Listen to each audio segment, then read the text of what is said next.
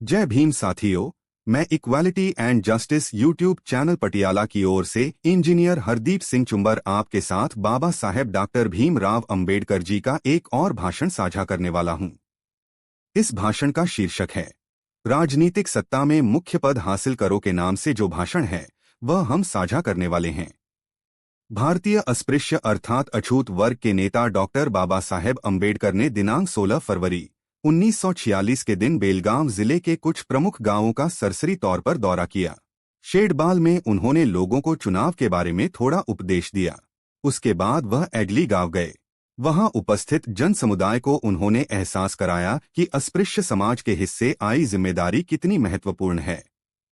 उसके बाद वह सोली और अथनी गांवों का दौरा कर शाम 5:30 बजे के आसपास निपाणी पहुंचे। वहां जोर शोर से उनका स्वागत किया गया। निपाणी हाई स्कूल के बड़े मैदान में डॉक्टर अंबेडकर के भाषण का आयोजन किया गया था। वहां सभा शुरू होने से पहले ही काफी भीड़ जुटी थी। सभा के सुरक्षा इंतजाम की जिम्मेदारी समता सैनिक दल की थी और वे मुस्तैदी से उसमें जुटे हुए थे।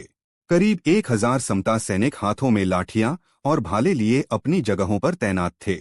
उन्हें देखकर प्रतिस्पर्धियों को डर महसूस होना स्वाभाविक था। स्वयं सेवकों के बंदोबस्त के कारण सभा का कामकाज बिना किसी रुकावट के संपन्न हुआ। स्वयं सेवकों द्वारा निभाई गई इस सामाजिक जिम्मेदारी के लिए निश्चित रूप से कोई भी उन्हें धन्यवाद ही देगा। सभा स्थान पर डॉक्टर बाबा साहेब का आगमन होते ही उनके नाम की जय बोली गई और तालियों की गड़गड़ाहट हुई। फिर क्षणकाल में सब ओर शांति छाई। स्वागत गीत और औपचारिक भाषण के बाद डॉक्टर अंबेडकर का भाषण हुआ। उन्होंने अपने भाषण में कहा, प्रिय भाइयों और बहनों, मुंबई विधिमंडल चुनावों को लेकर अस्पृश्यों के क्या कर्तव्य हैं, यह बताने के लिए मैं आज यहाँ आया हूँ। इस विधिमंडल में प्रतिस्पर्धियों को टक्कर देकर हमने 15 जगहें पाई थीं।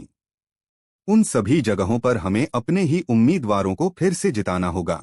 अगर ऐसा नहीं हुआ तो फिर हम पर यकीनन पछताने की नौबत आएगी। इस बात को पक्का मान लेना। कांग्रेस ही हमारी दुश्मन है। वह अस्पृश्यों के लिए कुछ नहीं करेगी।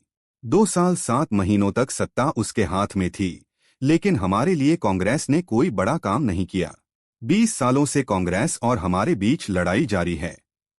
आजादी और आत्मनिर्भरता का हमारा आंदोलन तोड़ने के लिए कांग्रेस द्वारा सभी तरह की कोशिशें की गई। चुनाव जीतने के लिए हमारी आरक्षित सीटों पर भी उसने अपनी तरफ के अस्पृश्यों को खड़ा किया है। इस बार मेरी आपको साफ चेतावनी है कि यह चुनाव जीतकर राजनीतिक सत्ता की प्रमुख जगहों पर आप कब्जा कर लो। पूरे अस्पृश्य समाज का कल्याण इसी में है। गर्व के साथ मैं यह कह सकता हूं कि महार समुदाय अस्पृश्यों का मुखिया है। हमारा संगठन कांग्रेस की आंख की किरकिरी बना हुआ है।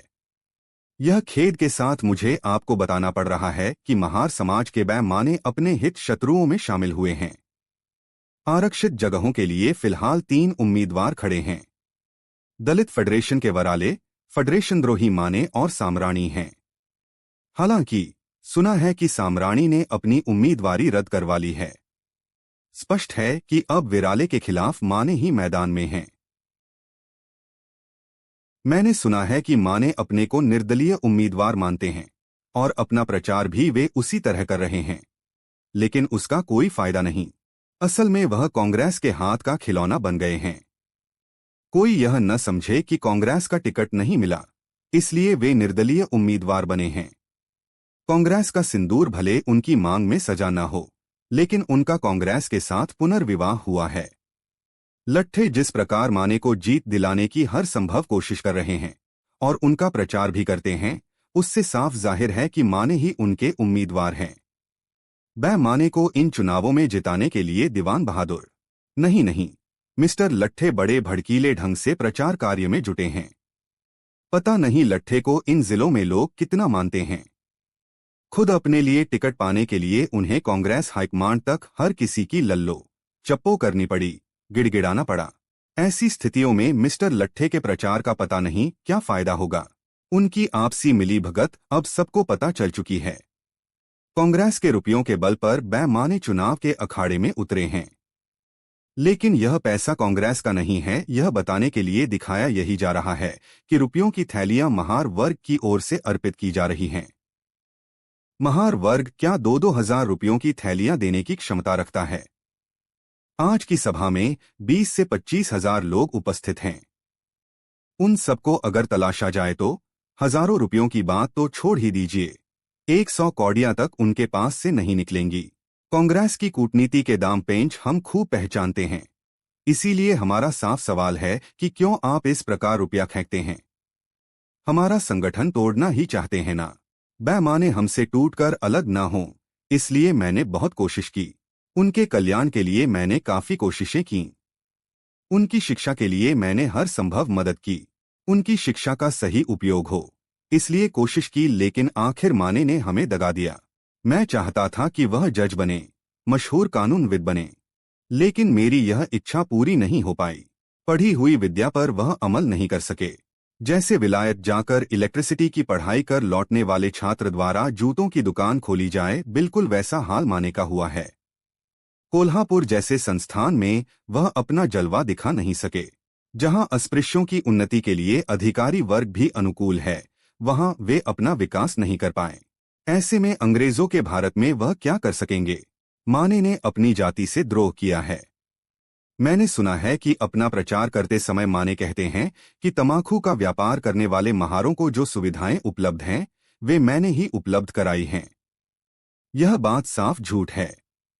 जो सुविधाएं उपलब्ध हैं, वे मैंने हासिल की हैं, माने ने नहीं। दिल्ली में माने मेरे घर आए, मेरे घर ही वे ठहरे भी। वह प्रार्थना लेकर आए थे कि कोल्हापुर की रीजेंसी काउंसिल में मुझे मिनिस्टर बनाएं, लेकिन यह बात बनी नहीं। यही वास्तविकता है। आखिर में मुझे आपसे बस इतना ही कहना है कि वराले को ही अपने वोट देकर बहुमत से विजयी बनाएं। इसके साथ ही बाबा साहेब का भाषण खत्म हुआ। आप बाबा साहेब के भाषणों पर बनी equality and justice YouTube channel की हर वीडियो देखते रहें। बाबा साहेब के जीवन संघर्ष की कमाई से अछूतता से छुटकारा पाने वाले और उनकी बदौलत विकास के मार्ग खुलने से विकसित हुए लोग अब बाबा साहेब के भाषणों को लाइक, शेयर और सब्सक्राइब नहीं करेंगे तो और कौन करेगा? केवल भाषण को सुन लेना और बिना को एक्शन और रिएक्शन करे आगे बढ़ जाना बाबा साहेब के कारवां को आगे बढ़ाने की कोशिश करने वालों के लिए अच्छा संकेत नहीं हो सकता।